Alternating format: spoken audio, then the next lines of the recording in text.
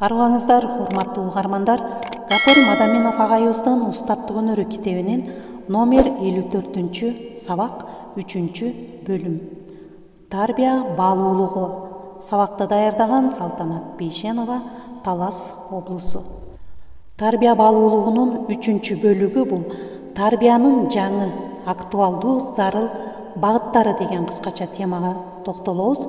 Азыркы тарбиядагы проблемалардан тарбиялоонун жаңы багыттары келип чыгат. Тарбиялык иштердин сапатын жакшыртуу үчүн төмөнкүлөр сунуш кылынат. Биринчи, окуучуларды жалпы адамзаттык баалуулуктарга тарбиялоо. Экинчи, улуттук аң сезим, ар намыска тарбиялоо. Көңүл буруңуздар, урматтуу угармандар, өтө маанилүү ой айтылат бул жерде дагы. Үчүнчү, рухий байлык, ыймандуулук, адамгерчиликке тарбиялоо.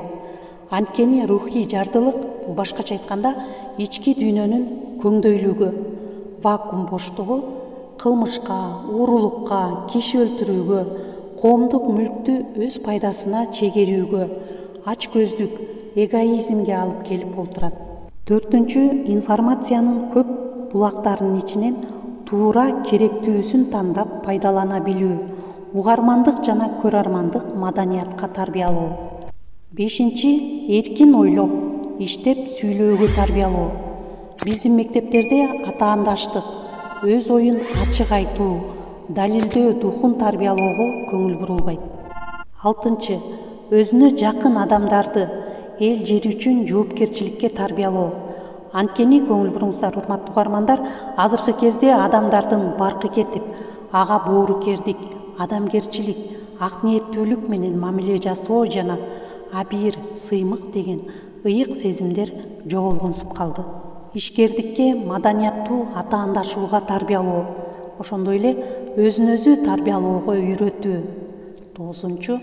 Укуктук жана экономикалык тарбияны калыптандыруу. 10.